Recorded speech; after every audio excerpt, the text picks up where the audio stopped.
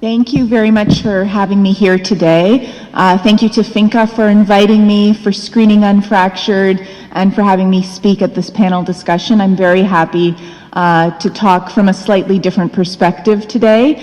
I'm not a scientist, I'm a filmmaker. Gracias por invitarme, muchas gracias al Finca por invitarme a proyectar mi documental en el marco del festival y gracias por invitarme también a este panel. Estoy muy contenta de estar acá para presentar una perspectiva distinta, quizás. Yo no soy científica, soy documentalista. And so I like to make films about science and about public health and about environmental justice. I love thinking about these topics, but I'm not an expert in any of them. What I'm an expert in is visual storytelling. And so what I'd like to do with my time today is to talk to you about water as seen through the lens of a filmmaker who is deeply concerned about the environment.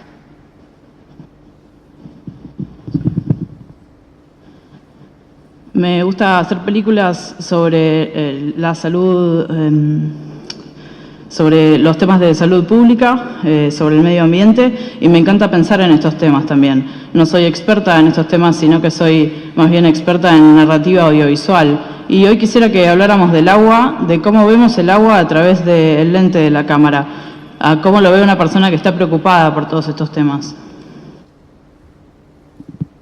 So when I think about the environment, I think about three things. I think about the soil that grows our food, I think about the air we breathe, and I think about the water that we drink. But air is invisible, and soil is immobile, and filmmakers like things with movement, and they like things that can be seen. And so water is the thing that often captures my visual imagination.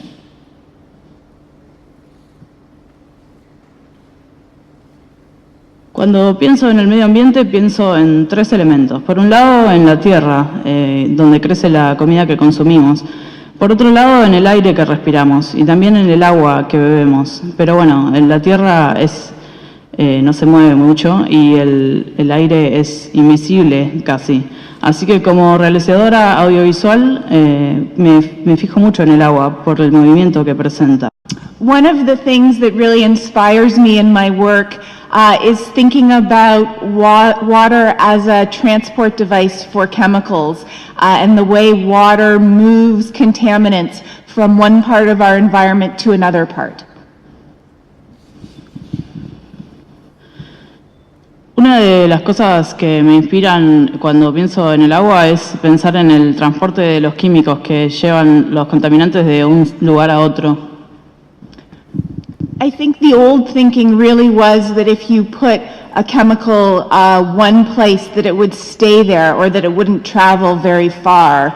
And still many farmers talk about spraying a chemical but keeping it away from water sources as if you kept something away by 100 or 200 feet, that would protect the source of water. Antes pensábamos que cuando uno arrojaba un químico en una zona, él se quedaba ahí y no viajaba a otro lado. Pero sin embargo, en las granjas se hablaba de no arrojar químicos al agua, porque entonces sí podían viajar. Thank you. And so with living downstream, the metaphor really is that we all live downstream. The chemicals in our environment don't stay where they're placed, they move, and water is one of the main ways that it moves. Entonces, en Vivir Río Abajo se habla de cómo todos vivimos río abajo, de cómo los químicos se mueven de un lado a otro y viajan a través del agua. And so one story that we tell in Living Downstream is about something called global distillation, which is where there are chemicals that are in the water, such as persistent organic pollutants, DDT, PCBs, and then the water evaporates and it rises up, and in North America it moves north, and then it falls like precipitation, and then it rises up again and moves further north and condenses and falls back down.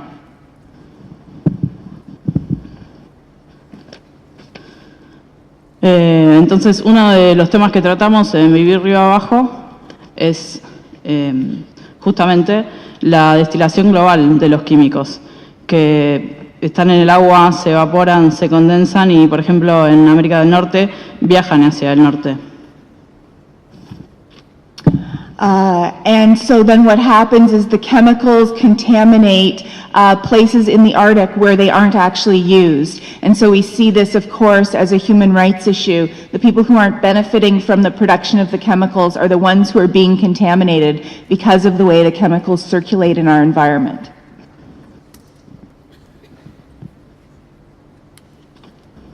Hay químicos como, por ejemplo, los contaminantes volátiles orgánicos que terminan en zonas como el Ártico, en donde en realidad no se usan. Entonces, aquellos que, este es un problema de derechos humanos, y aquellos que se benefician del uso de estos químicos son los que los hacen circular en zonas donde no están. And so for me as a filmmaker, the trick is, how do you tell those stories? How do you find the right visual language to share the scientific information, to bring the science to life? I find it a great challenge, but also I find it a great privilege to be able to do the work that I do. And I'm so grateful to the scientists who are doing the important work that allows filmmakers to capture it and spread it farther. Entonces, como documentalista, siempre me pregunto cómo puedo contar esta historia con el lenguaje audiovisual, cómo puedo llevar toda esta información científica a la vida. Es un gran desafío, pero también es un gran privilegio para mí. I was leading a workshop this weekend with Finca about film for social impact, and one of the participants said that films create a ripple effect and they spread outwards, and I think that that's a beautiful metaphor. So I'd just like to end with that science starts in one place and a film can move it out, just like the way water moves outwards. Esta semana con Finca tuvimos un workshop en el que hablamos de realización audiovisual en pos del impacto social. Y uno de los participantes usó una metáfora muy linda, me decía que el impacto social tiene réplicas y me pareció muy adecuado porque se vincula con el medio ambiente. And I think that you will all be the ripple effect that carries the message of this panel discussion forward today. So thanks for being here. Y creo que ustedes van a ser los que repliquen el mensaje de este panel, así que muchísimas gracias por estar hoy con nosotros. El doctor Juan Gabriel Kersich ha realizado personalmente una denuncia el 9 de julio sobre agua contaminada con arsénico. Así que esperamos que nos cuente cómo fue eso. Buenas tardes. Yo soy ginecólogo y obstetra y a raíz de algo que noté que pasó hace unos años, me puse a pensar. Tuvimos en un año, la estadística marca que cada 800 nacimientos hay un chico que nace con un trastorno en la formación de la calota craneana, o sea que toda esta parte de acá arriba estaría faltando, eso se llama anencefalia. Aproximadamente hay un caso cada 800 nacimientos y en un año, el 9 de julio, tuvimos 8 casos. Eso me llamó poderosamente la atención y empecé a pensar por qué pasaba. Y creo que también que es multicausal. El arsénico, los agroquímicos, todo eso son cofactores que hacen que esto suceda. Pero no sucede solamente en esta patología que les termino de contar. Yo les vengo a contar qué pasó en un pueblo de 50.000 habitantes, una ciudad de 50.000 habitantes, y qué hicimos para revertir una situación muy conflictiva, que es la contaminación del agua con un metal pesado, como el arsénico, que una vez que entra al cuerpo, el cuerpo no lo puede volver a devolver al medio ambiente, queda para siempre dentro del cuerpo. Lo que sucedió fue lo siguiente. Nosotros empezamos a trabajar en mejorar la calidad del agua. El agua de 9 de julio tenía promedios de 0,8, 0,9, 0,16, cuando la OMS dice que 0,1 es el tope, el límite. Estamos en algunos lugares de la ciudad 16 veces por encima de la media que tendríamos que tener. Eso motivó que hagamos este movimiento. No hicimos en realidad puntualmente una denuncia, hicimos todo un trabajo. Ese trabajo llevó a hacer un montón de movimientos de acciones que terminaron en un amparo, y ese amparo, por supuesto que terminó con ABSA del otro lado, oponiéndose a nosotros, tratando de impedirnos la acción a través de los abogados, porque tenían un montón de abogados que lo pagaban con los impuestos nuestros, y le ganamos en la primera instancia, le ganamos en la segunda, le ganamos en la Corte Suprema de la Provincia de Buenos Aires, y quedó determinada judicialmente como la causa Kersich, que es este caso, en el cual es la obligación que tiene el Estado de proveernos de agua potable. El punto es que la provincia de Buenos Aires está asentada sobre un acuífero que se llama Pampeano, el Puelche. Y eso hace que el 92% del agua que está abajo nuestro esté contaminada. Solamente hay un 8% de agua que está en condiciones de ser consumida. Hoy, cuando estábamos charlando acá con la doctora Esther, yo le hacía el comentario de que en el Ministerio de Salud del Estado no quiere invertir plata en saber qué nos pasa con nuestra salud en el tema, por ejemplo, del arsénico. Porque ellos consideran que nosotros estamos todos contaminados y que no vale la pena invertir dinero en algo que ya se sabe. O sea, en mi caso, que tengo más de 50 años, hace más de 50 años que tomo agua con arsénico. Entonces, no sé si es tan importante, pero es muy importante que mis hijas, los hijos de ustedes, mis nietos y los suyos, tomen agua de buena calidad. Porque el acre, que es la enfermedad, el hidroarsenicismo crónico, que es la enfermedad del depósito de arsénico en el cuerpo, tiene un solo tratamiento, uno solo. Y el único tratamiento es tomar agua sana, buena, sin arsénico. Ese es el único tratamiento que tiene. Entonces, se hicieron un montón de acciones, viajamos muchas veces a la provincia, bueno, fuimos a La Plata, a Buenos Aires, al Ministerio de Salud, al de Infraestructura, al Defensor del Pueblo.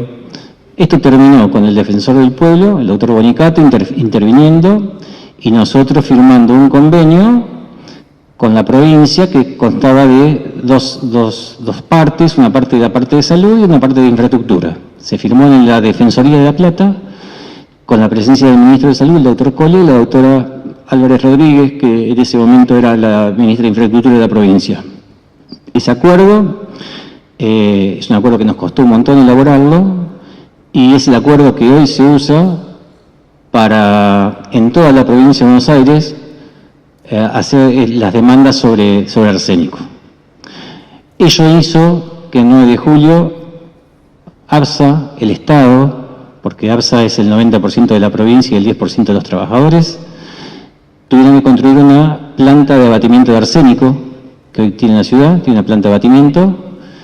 Los niveles de arsénico son muchísimo más bajos que los que estaban, pero no son lo suficientemente bajos como deberían serlo. Eso implica que los políticos, toda esta gente que nos gobierna, ellos es como cuando nos quieren dejar un ratito contentos, pero después vuelven a lo de ellos, que es otras cosas, que no son la salud nuestra precisamente. Entonces, uno de los puntos siempre fue que la salud de la gente. No había una manera por ahí, me pareció a mí, de encarar este asunto, hacer un amparo o pedir por mí. Me pareció que iba a ser más importante pedir por los chicos y por las mujeres embarazadas de la ciudad. Entonces el amparo que se presentó en Mercedes, en el juzgado del doctor Giacoya, es un juzgado de menores, fue en nombre de los chicos y de las mujeres embarazadas. Yo representé a mis 4 hijas y a mi nieto que estaba en la panza de una de mis hijas en ese momento, y bueno, y hubo otros de 25 personas que nos acompañaron en esto. Ese amparo después tuvo adhesiones que no hubiesen sido necesarias en el caso de que el intendente del pueblo hubiese presentado él, porque el intendente nos representa a todos, entonces se hizo individualmente.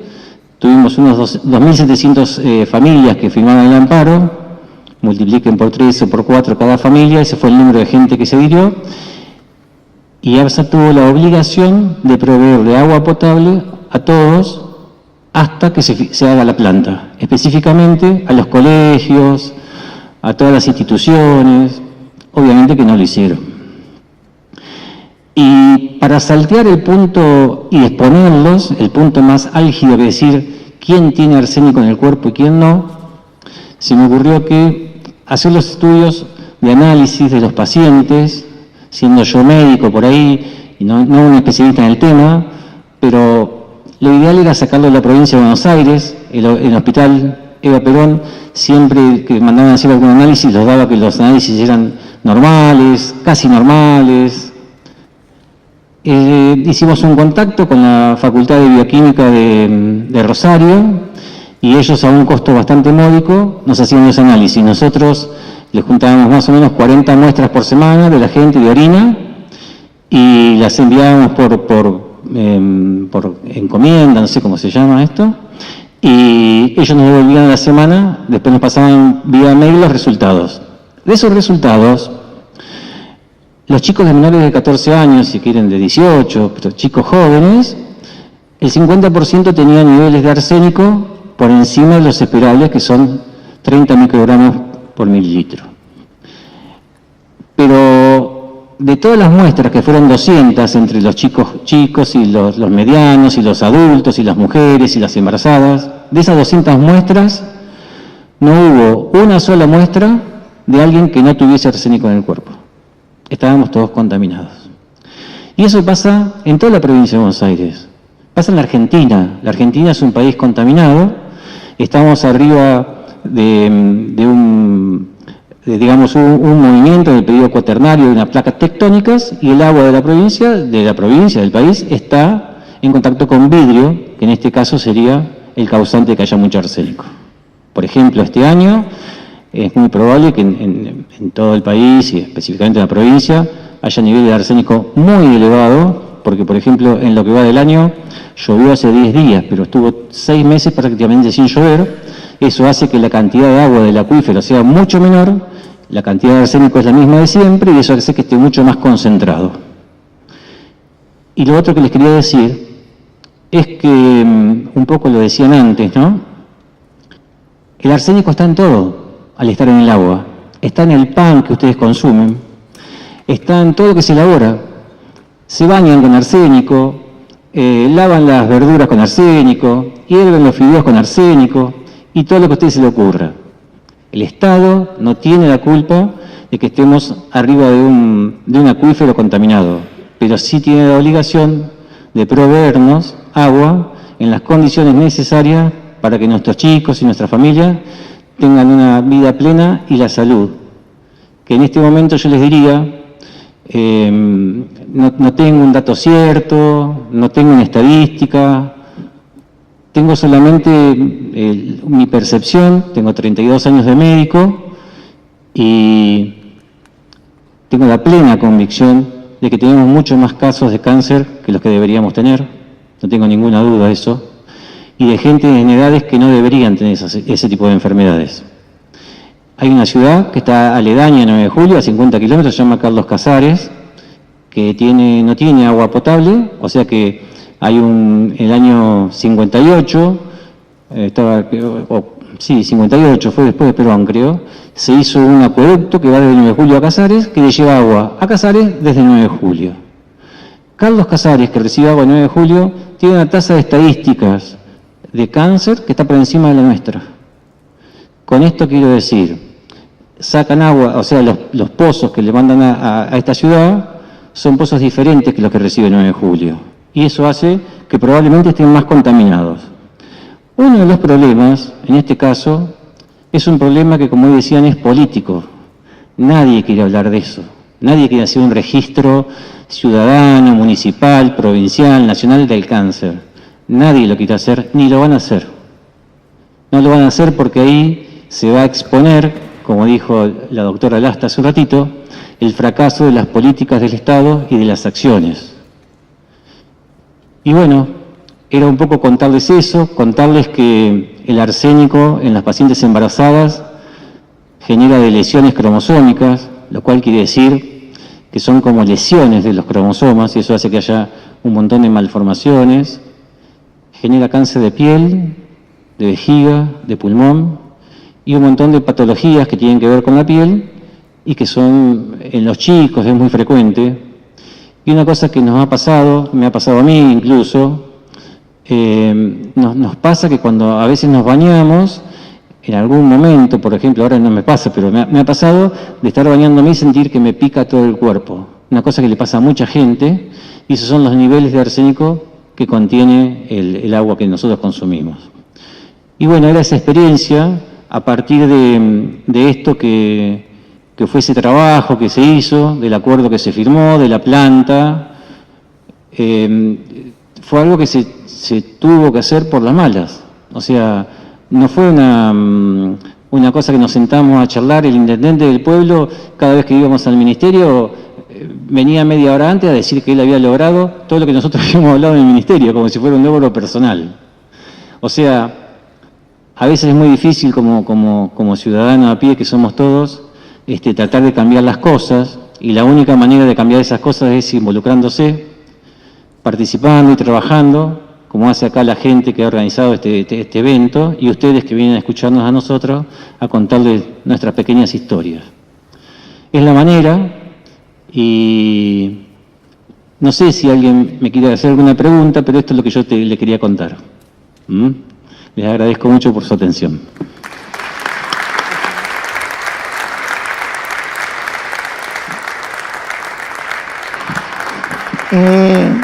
Estefanía del colectivo Vaca Bonsai nos va a hablar ahora.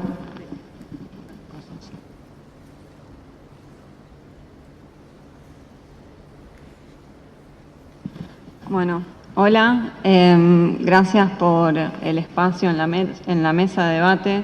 Para nosotros es muy importante poder participar de estas instancias para formarnos y seguir pensando hacia dónde queremos ir. Aprovecho para agradecerle a los compañeros de Vaca Bonsai por su gran ojo y por el material que nos generaron para poder divulgar nuestra manera de trabajo. ¿Podemos poner la presentación? Bueno, entonces yo les voy a contar un poco el trabajo que venimos haciendo durante los últimos años con el grupo Cosensores, en donde buscamos trabajar para generar métodos que les sirvan a las comunidades para evaluar la calidad de agua de forma autónoma, ¿sí? Y de esta manera apoyar las luchas de las organizaciones en los territorios.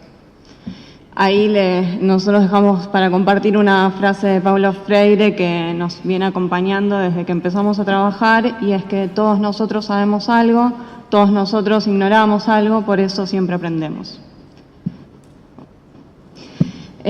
Cosensores es un grupo de extensión interdisciplinario de distintas facultades de la Universidad de Buenos Aires. Nos organizamos de forma tal de decidir por consenso, pensando colectivamente sobre qué vamos a trabajar y asumiendo las responsabilidades colectivamente. Nos unimos con el deseo un poco de salir de la burbuja de la universidad, en donde el sistema científico actual está corriendo siempre a través de está corriendo atrás de las cuestiones quizás que imponen afuera las grandes revistas. Entonces nosotros decidimos, creemos que es necesario poder hacer investigación que apunte a responder la demanda de las comunidades. Un poco como fue saliendo con los compañeros que contaban recién, por el modelo económico y productivo cada vez estamos expuestos a una cantidad mayor de contaminantes. Esto para las comunidades vemos que los modos de medición de estos contaminantes son inaccesibles porque son difíciles, tienen que venir técnicos a tomar las mediciones. Muchas veces cuando los técnicos llegan el contaminante ya se diluyó, como también comentaba ella, por la dinámica del agua y los contaminantes. Es difícil tener la prueba de que ese contaminante está y nos está afectando. Entonces decidimos trabajar para que las comunidades demandan que haya herramientas que sean fáciles de usar y que les permitan analizar y visibilizar las problemáticas de los contaminantes. Entonces, por eso nosotros trabajamos con comunidades que ya están organizadas en torno de las prácticas, de las problemáticas socioambientales, ¿sí? Decimos que trabajamos con comunidades compañeras, que en el marco de la investigación y acción participativa, justamente son los conocimientos los que se producen colectivamente, y esto hace que se colectivicen los conocimientos y no que estén guardados adentro de la universidad, ¿sí? Entonces, a partir de esto, nosotros nos propusimos poder combinar las prácticas y saberes del ámbito académico con las prácticas y saberes de las comunidades. Así fue que nosotros arrancamos a trabajar con el movimiento campesino de Santiago del Estero. Muy brevemente, en Santiago del Estero hay escasez de agua, las napas están contaminadas con arsénicos y el agua que ellos consumen es por captación de agua de lluvia. A partir del avance del modelo sojero, los campesinos sufrieron desalojos y por el desmonte ya no pueden vivir del campo y de sus huertas, por lo cual identifican las fumigaciones con agrotóxicos como una problemática que afecta su salud y sus prácticas productivas. Entonces, a partir de este diálogo con ellos y la preocupación que el movimiento tenía, decidimos trabajar para desarrollar un biosensor que pueda evaluar la toxicidad del agua, ¿sí? Entonces, así fue que arrancamos una colaboración con Ángela Juárez, que es una investigadora de la Facultad de Ciencias Exactas y Naturales de la UBA, que puso a disposición unas microalgas, que son esas que se ven ahí a la izquierda, están sanas cuando están alargaditas, y estas algas son sensibles al glifosato. Y se ve ahí en la figura de la derecha que cuando hay un contaminante, un tóxico para el alga no puede crecer, se inhibe su crecimiento, ¿sí? Entonces se empieza a ver menos verde.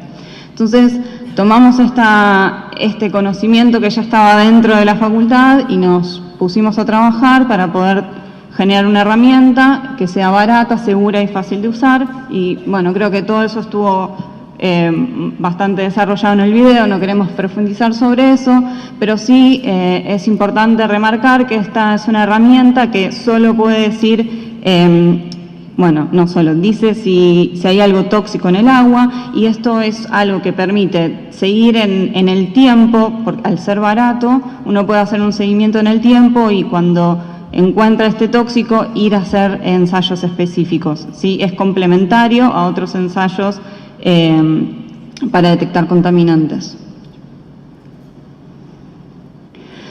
En el marco del trabajo con el movimiento campesino decidimos hacer la primera experiencia en el territorio para poner a punto el sensor en la Escuela de Agroecología.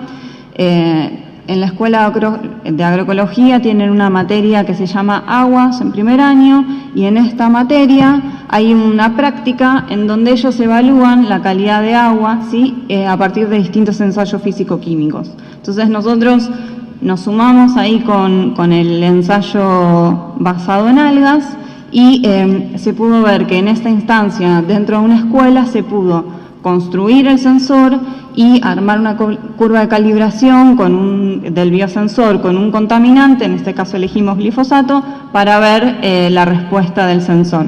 Entonces, esto nos demostró que la escuela es un espacio en donde se puede replicar, también, como decíamos recién, que es importante poder replicar y generar conciencia sobre la problemática. Entonces, las escuelas vimos que es un espacio estratégico para eso. Entonces, a partir de esto, decidimos generar lazos con nuevas organizaciones en los territorios, un poco como se vio en el video en el Delta, trabajamos también en Miramar y en Saladillo, ahora les voy a contar, y de esta forma buscamos avanzar en el desarrollo coproductivo del sensor, porque hasta ahora eran pruebas en el territorio y todavía falta terminar de desarrollarlo, entonces decidimos siempre eso seguirlo pensando junto con las comunidades. De esta forma se puede favorecer la apropiación del sensor por parte de la comunidad, y para hacer esto decidimos hacer talleres, como se muestra también en el video, para monitorear el nivel de toxicidad de agua en las comunidades. En el marco de estos talleres arrancamos a trabajar con Ecos de Saladillo, que es una asamblea ciudadana que nace en 2004 para visibilizar las distintas problemáticas del centro de la provincia de Buenos Aires, y viene haciendo distintas acciones legales y comunitarias para esa concientización. Arrancamos el primer taller en octubre del 2016 con un proyecto que venían encarando docentes y estudiantes del Instituto Superior de Formación Docente, en donde en el proyecto buscaban, a partir del trabajo de distintas disciplinas, trabajar para que la laguna Indio Muerto se declare zona natural protegida. En el primer día del taller trabajamos en la identificación de la problemática y en el armado del sensor, de nuevo, como se ve en el video. Pusimos ahí algunas frases de las cosas que van surgiendo cuando se da esta instancia de trabajar sobre la problemática, de preguntarnos sobre la calidad de agua, qué contaminantes hay, qué percepción tenemos del gusto. Y algunas de las cosas que iban surgiendo eran, por ejemplo, pasan fuminando por arriba de las casas, la gente del campo toma agua de napas cercanas a los feedlots, la gente tiene dudas del agua del red, ¿sí? Los análisis de agua que te dan son adulterados, los mandan las municipalidades a hacer por privados, ¿sí? Entonces, estas eran algunas de las problemáticas que surgían en Saladillo respecto del agua. Y respecto de la laguna de Indio Muerto, había una necesidad de declarar la zona natural protegida, porque en Saladillo no conocían la laguna directamente. Muchas veces los mismos habitantes no sabían que estaba y decían, bueno, hay que trabajar y organizarnos en la comunidad para poder incluir esta laguna en el inventario de humedales y entender la importancia que tienen los humedales para la vida. En el segundo día del taller, en donde miramos los resultados, discutimos e hicimos un mapeo colectivo, vimos que los resultados dicen que hay algo en el agua que es tóxico para el alga, ¿sí? A esta conclusión llegamos no solo por el resultado del ensayo, viendo si el alga había dado verde o no. Creo que en el video eso también buscamos enfatizarlo. O sea, es a partir de la información que los mismos estudiantes habían recopilado en el territorio, caracterizado con sus ensayos, con sus conocimientos sobre el lugar, que pudimos llegar a esa conclusión, analizando qué tipos de fuentes de contaminación podía haber en el lugar. Entonces, para poder profundizar sobre el tema, llegamos a la conclusión de que es necesario seguir recopilando información y haciendo ensayos para entender qué es lo qué es lo tóxico en el agua en ese lugar. El siguiente encuentro que hicimos en Saladillo fue en octubre de 2017. En este caso participaron estudiantes y docentes de Saladillo y se incorporaron también estudiantes y docentes de Roque Pérez, de forma tal de que teníamos un muestreo un poco más amplio, ¿sí? Tomaron muestras de canales, de arroyos, de lagunas, de pozos, ¿sí? Y en todas esas muestras que juntaron entre Saladillo y Roque Pérez las analizamos con nuestro ensayo. Esos resultados, en este caso, los analizamos a partir de una foto para tener un valor cuantitativo de inhibición de alga, ¿sí? Y se ve en esa figura que en las aguas superficiales hay mayor porcentaje de inhibición. Ahora, esto de nuevo es el resultado de que los estudiantes del lugar tenían información sobre que en el territorio hay fumigaciones, ¿sí? Y además teniendo en cuenta que en las aguas superficiales se puede estar reteniendo los agroquímicos, es consistente el resultado que estamos obteniendo. Entonces, este resultado no es solo el resultado de un ensayo, sino que es el resultado de todo el trabajo comunitario que se hace para llegar a esto.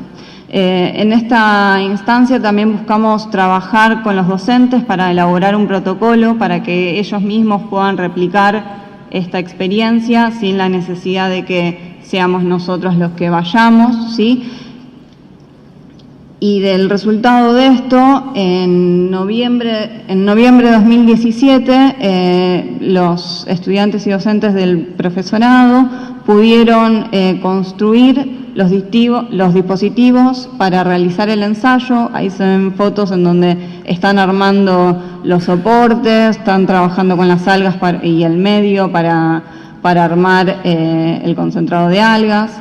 Y además tomaron las muestras en arroyos y canales y tuvieron resultados, después del ensayo, tuvieron resultados similares a los que habíamos obtenido en el ensayo anterior. Entonces, en esta instancia ellos pudieron armar el protocolo, armarse un kit propio y replicar la experiencia de forma autónoma.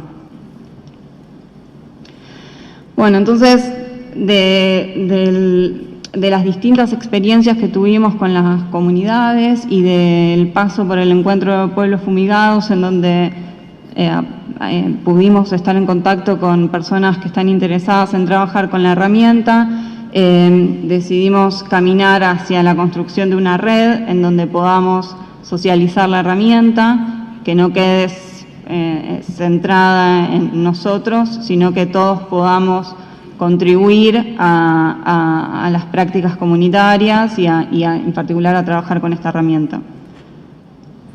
Eso es todo.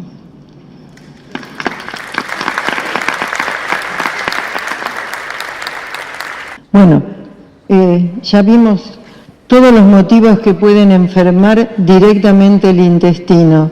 Ahora vamos a ver cuáles son, ya vimos las causas, vamos a ver cuáles son los efectos en la salud. Pasamos. Todas las enfermedades se generan en el intestino, ya lo dijo Hipócrates, pasamos. Simposio Internacional de Trastornos Funcionales Digestivos. Todo lo que está en la mente está en el intestino. Hay una comunicación bidireccional entre el sistema nervioso y en el intestino que hace que los dos órganos estén permanentemente comunicados. Seguimos. En el momento del nacimiento,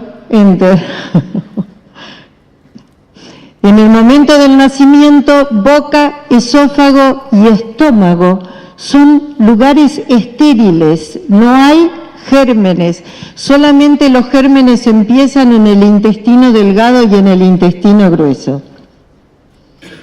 Pero nosotros tenemos una membrana que nos recubre desde el recto hasta la boca y toda esa membrana es la que puede transmitir los efectos de un sobrecrecimiento bacteriano, o sea, de una cantidad de bacterias que entran por el consumo del agua no potable vía intestino.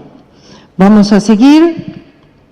Esto es muy médico, pero son los factores inmunológicos que condicionan en el momento que el niño toma agua no potable.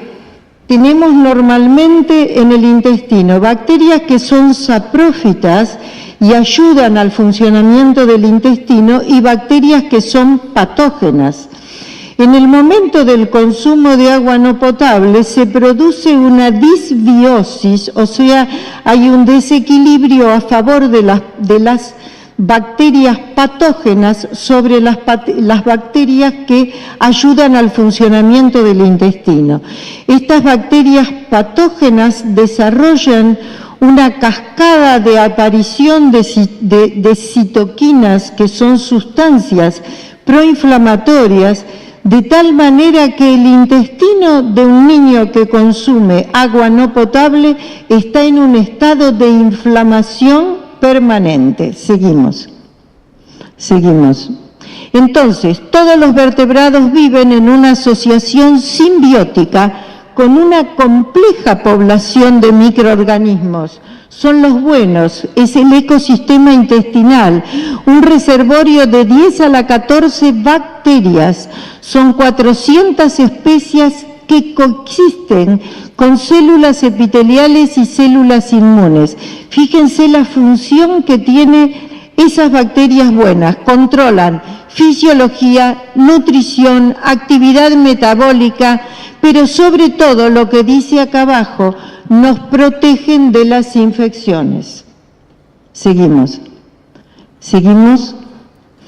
Entonces, cuando esa mucosa que normalmente nos separa del medio ambiente, porque es una mucosa que está intacta, no permite el pasaje de ninguna sustancia, cuando está en contacto con el agua no potable, esa mucosa se abre, se rompe y permite el pasaje de las bacterias en muchísima mayor cantidad. Seguimos. ¿Qué es lo bueno? Lo de siempre, la lactancia materna protege contra las infecciones, sobre todo desde el punto de vista inmunológico. Seguimos. ¿Cómo es la microflora? Esa microflora, ese ecosistema intestinal, ¿cómo se forma en el intestino? Depende de diversos factores. Por ejemplo, si el tipo de nacimiento de ese bebé es un parto natural, al pasar por el canal del parto, el bebé adopta un montón de flora, sobre todo bifidobacterios, lactobacilos, del canal del parto. En cambio, si tenemos un procedimiento estéril como una cesárea, esa microflora se forma en mucho menos cantidad. Si la alimentación natural es la teta, va a recibir un montón de bacterias. En cambio, cuando la alimentación es artificial, esa microflora protectora no va a poder formarse. Lugar de nacimiento, ya lo sabemos, un país del primer mundo, un país del tercer mundo. Seguimos.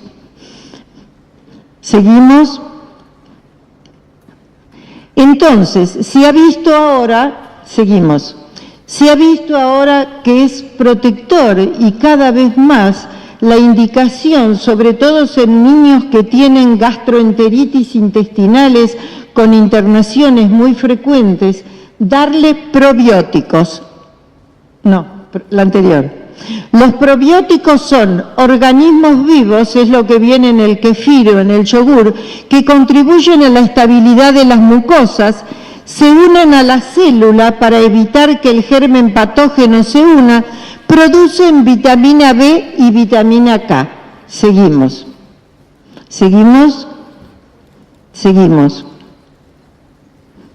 El kefir es una leche fermentada artesanal, hicimos la experiencia en Mar del Plata con muy buenos resultados.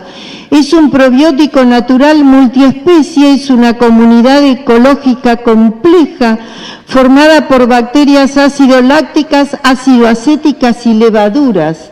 Lo que nosotros hacíamos era darle este kefir mezclado con la leche, mezclado con frutas, con chocolate, con lo que el niño quisiera, y tomaba 2 vasos de yogur, 2 vasos de kefir por día, y así vimos que por el efecto que tienen los probióticos, disminuían las internaciones por gastroenteritis de 12 por año a 2 por año.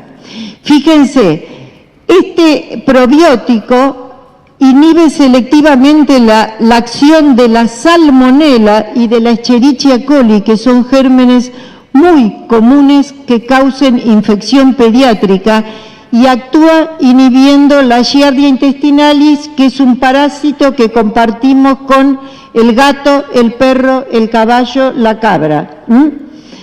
Ellos nos pasan el parásito a nosotros, nosotros a ellos. Y este kefir previene específicamente la multiplicación de la Escherichia coli O157, productora del síndrome urémico hemolítico que han escuchado hablar, y lo que tiene el kéfir es de muy bajo costo. Uno lo pone en la leche y al otro día se reproduce. Seguimos. Casi al final, ¿eh? Seguimos.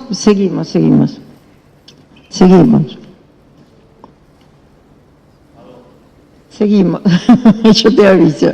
Cuando te digo para. Entonces, el derecho humano al agua es lo que venimos hablando desde que empezamos esta charla. Es el derecho a un agua sana, un agua potable. Hoy decíamos que hay millones de personas que consumen agua de pozo contaminado directamente con materia fecal. Seguimos.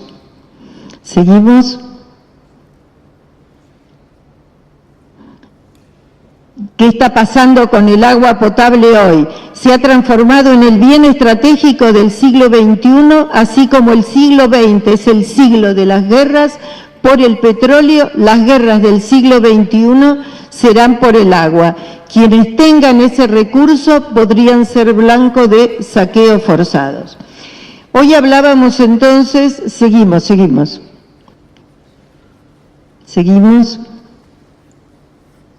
Bueno, paramos ahí.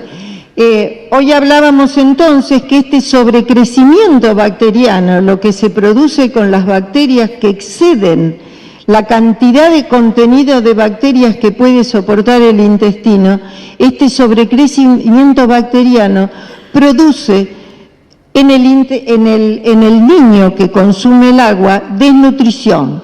Esa desnutrición puede llegar a la muerte.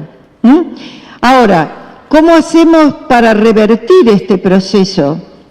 Este proceso tiene profundas consecuencias económicas.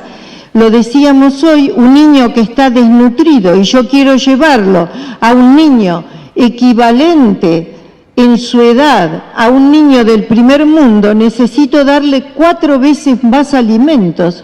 O sea que el Estado debería proveer 5 veces más alimentos si el niño está consumiendo agua no potable.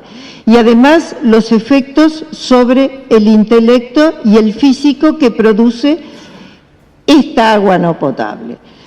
Vuelvo a repetir lo que dije hoy, la persistencia de esta patología del sobrecrecimiento bacteriano es directamente el fracaso de todas las políticas públicas y de salud. Nada más, gracias. Bueno, estamos muy jugados, suspendemos las preguntas, Guadalupe.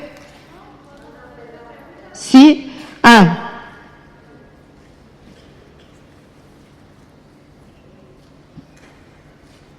Dicen que ustedes han agitado las aguas y entonces acá se dan luchas que son muy importantes, que hacen a las luchas sociales que este pueblo está librando. No por nada estamos hoy muy cansados de haber marchado ayer y tendremos que marchar mañana seguramente. Y este agitar de las aguas ha hecho que ustedes hayan marcado un camino de las luchas que en este momento estamos librando en tiempos revueltos. Acá hoy he visto así, sin mirar mucho, que están algunos protagonistas que acompañan a ustedes y han acompañado a estas luchas. Están vecinos de 9 de julio, está el doctor Néstor Lucatelli, que ha trabajado en el ACUMAR, está la doctora Marta Méndez, que trabajó en 9 de julio, y que aunque sea unas pocas palabras sería muy importante porque ellos son testigos solidarios y partícipes de todo lo que ustedes están relatando. Gracias, Miriam.